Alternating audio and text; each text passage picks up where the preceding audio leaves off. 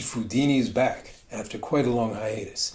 It's already over a year since our last episode about making parmigiana, eggplant parmesan, but I've been browbeaten into doing a new one. Last night I was photographed at La Cantina dei Sapori in Sorano.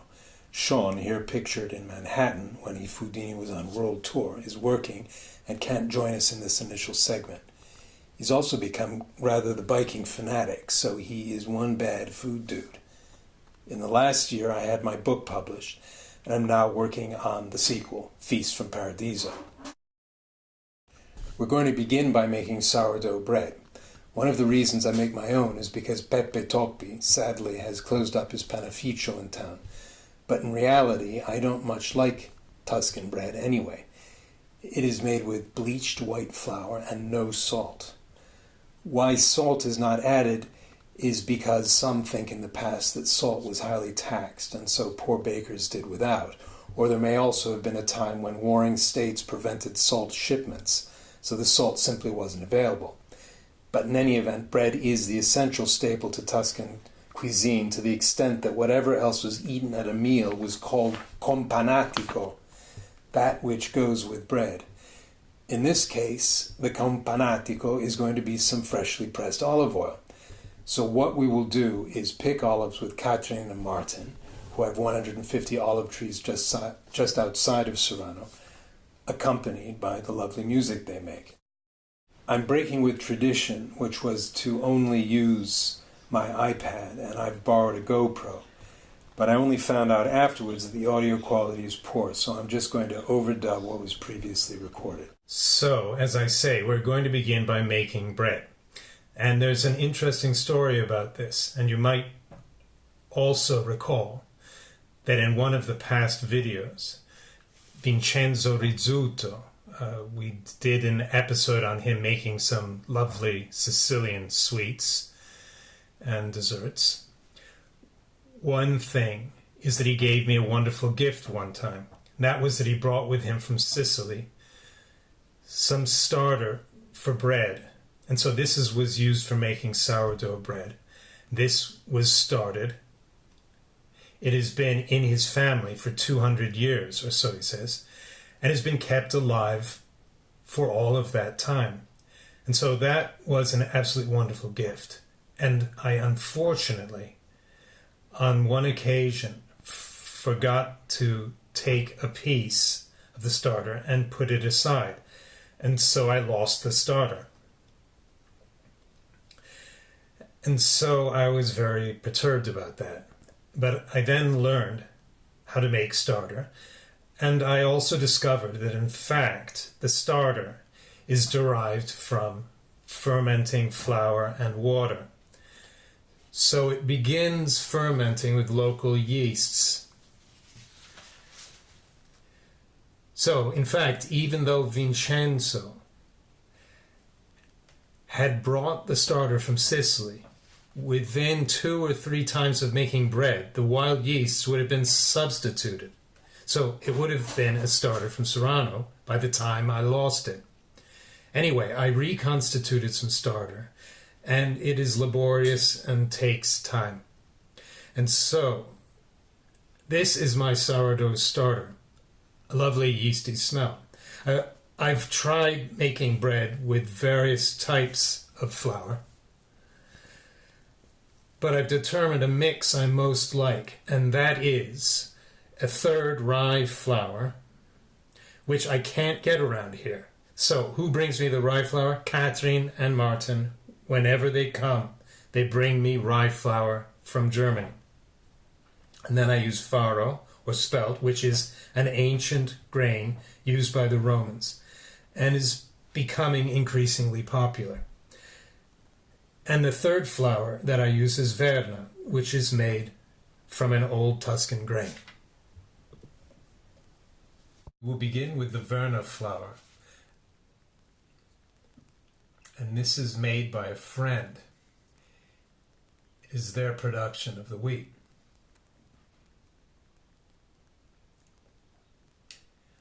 Another interesting fact about verna is that it is very low in gluten. It is actually tolerated by those that follow a gluten-free diet. That will be 400 grams of Verna.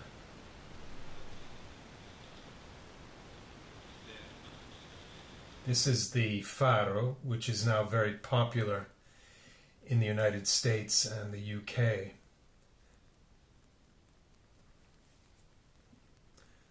I got it from the local supermarket, the Co-op, and it is organic. So, 400 grams of farro.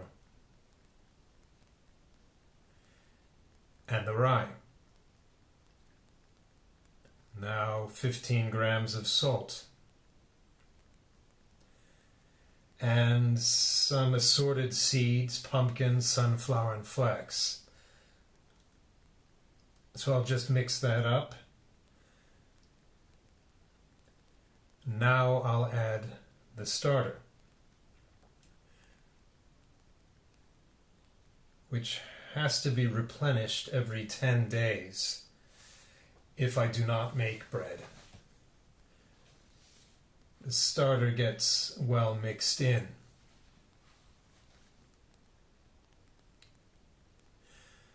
Now the 75 milliliters of warm tap water.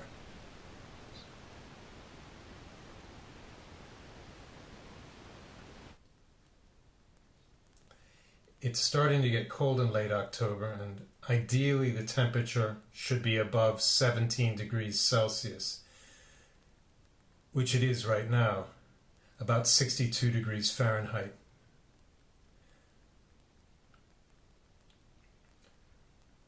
Not having a cameraman, I've now perched the GoPro up on the door and continue to mix. A little flour on the board to put the bread on.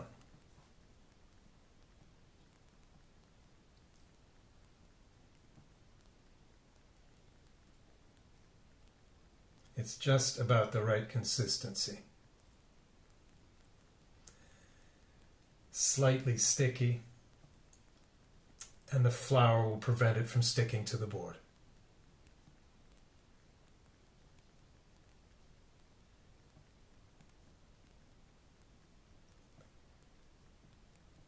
This is just about the right consistency.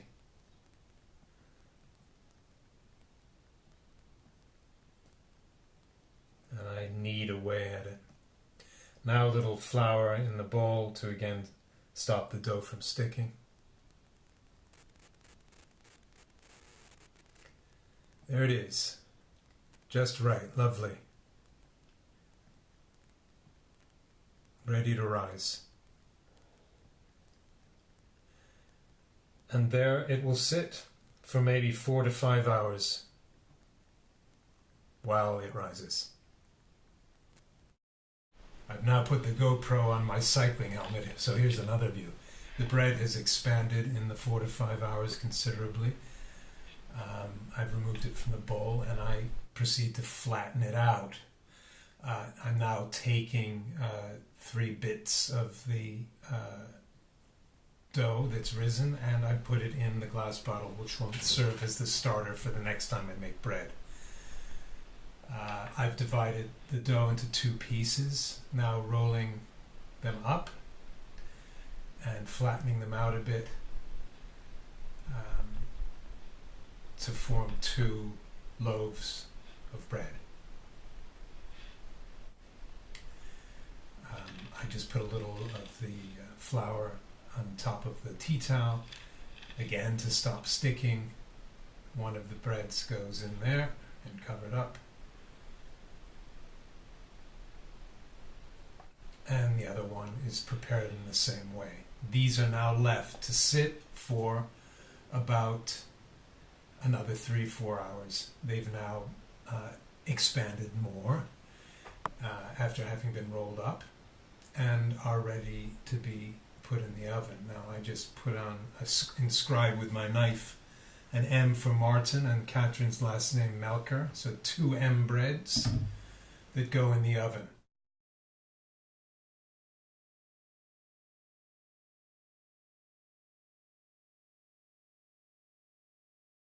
They'll be in the oven for about an hour at approximately 180 degrees Celsius.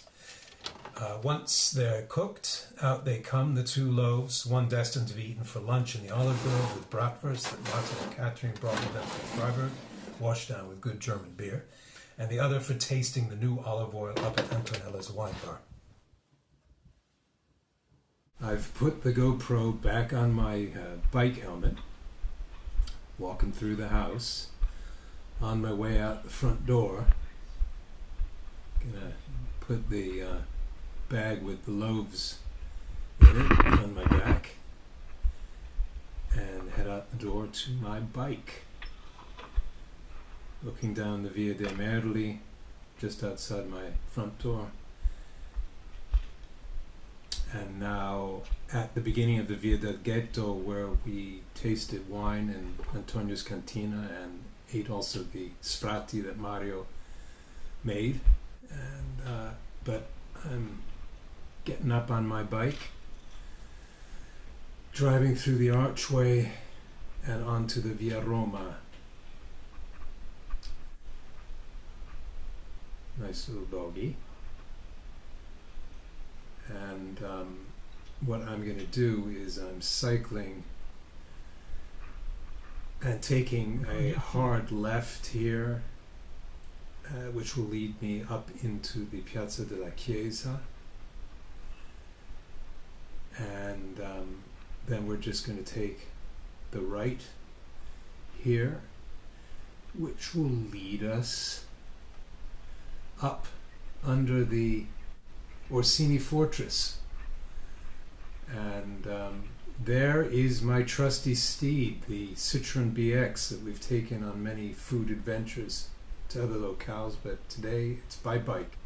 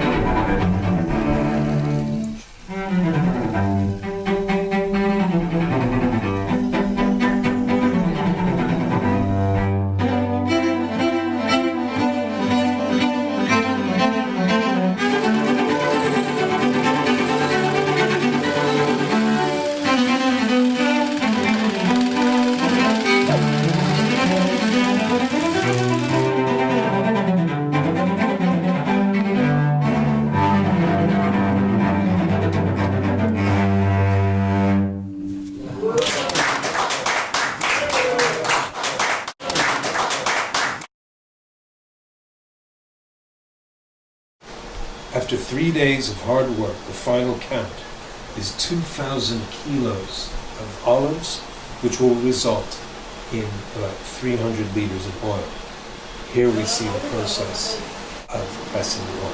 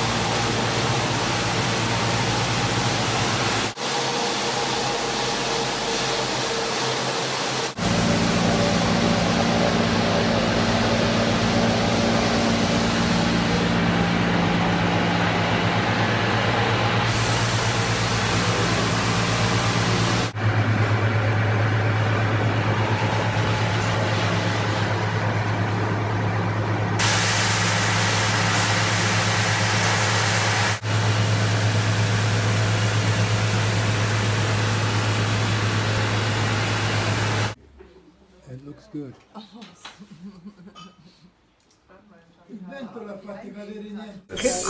Che colore, incredibile. Non ho visto questo così.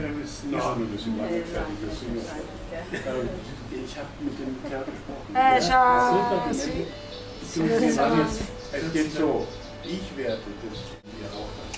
Quelli però bisognerebbe assaggiarlo senza sale. Infatti io l'ho portato. Salute Katrin. No, I come.